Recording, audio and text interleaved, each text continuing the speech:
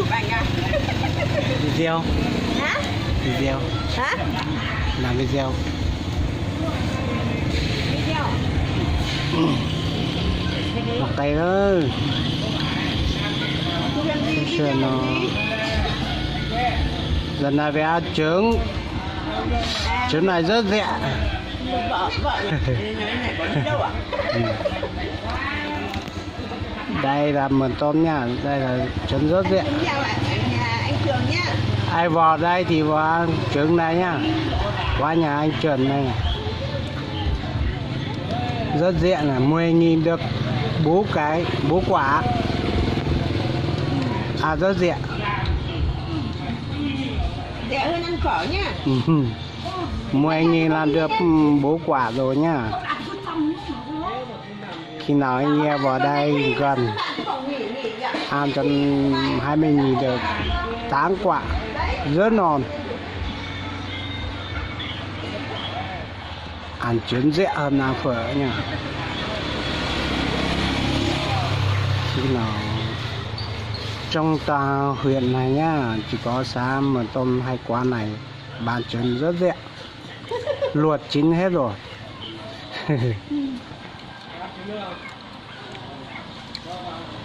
Thì có mỗi mừng con mới trả phải thôi nhá. Đúng rồi, Mường Tôm này nó rẻ thôi. Nhé 5.000 một quả. Mường Tôm này tính ra một quả cũng hơn 2.000 thôi, luộc chín hết rồi.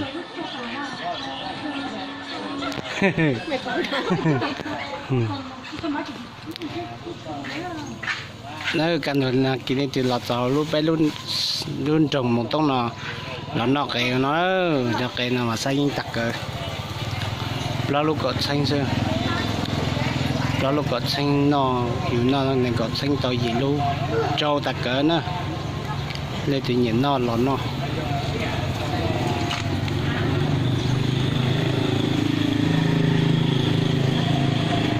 luôn đã nó là khu gì khu xây những đặc cỡ thế nào nó cái cố dạng Hai em không có số của bạn bè à? nó cái Hai bạn bè không có số.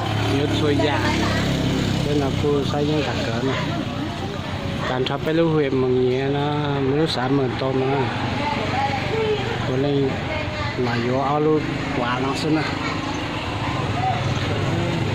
rất nhiều nhớ xuôi dạng cái xây gian nó kè mà hay tặc cỡ xây những tặc cỡ nữa cũng một số lớn trồng một cho mừng nhé mừng trà ca đây kỳ hành ấy lui chít xanh ra cho nóอยู่ấy lối có xanh tàu thế này con nó cậu xanh tàu lao luôn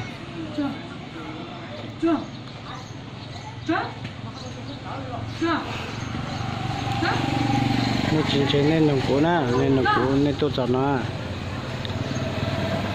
cậu xem thế tập lao luôn nữa đã hao xé rồi luôn đó cái xin nó Ai bảo quay đến? hả Ai bảo em quay đến? mình đây Tự quay à? tự quay thôi Quay để làm gì? Quay lên Facebook à?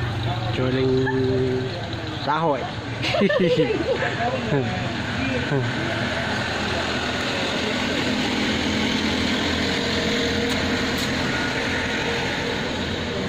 cái xe nữa xem này